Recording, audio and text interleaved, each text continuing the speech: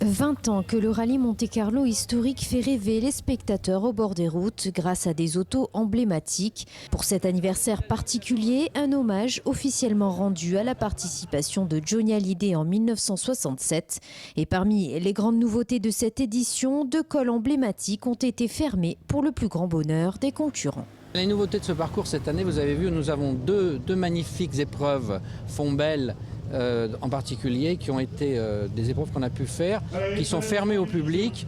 Et la préfecture, ont été très gentils et ils nous ont laissé passer. Je pense que ça s'est bien passé, en fait, c'est ça à dire. On a eu beaucoup de monde dans les Charassons, on a eu beaucoup de monde dans tous les villages qu'on a traversés. En particulier, nous, on est allé à Saint-André. C'était extraordinaire, un accueil incroyable. Si toute la France était comme ça, ce serait le paradis.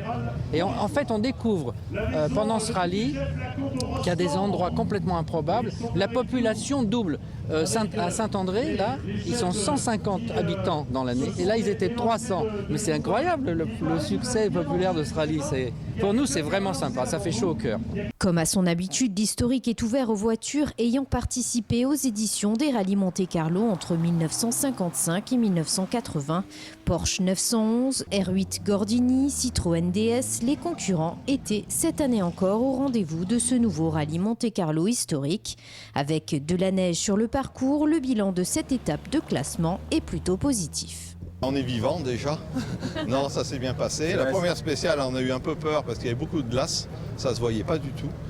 Et on est parti un peu en travers, mais bon, on s'en est sorti et voilà. Après la deuxième spéciale, je me souviens plus, il y avait de la neige à la deuxième spéciale. C'était très sympa. Moi, j'ai cassé pas mal de fois sur le retour sur Valence. Et comme on habite Valence, ça a quand même plaisir de se retrouver ici et avec la voiture et entier. Donc, on est très content d'être là. Et alors? Écoutez, a priori, on est très satisfait. On s'est fait quelques frayeurs.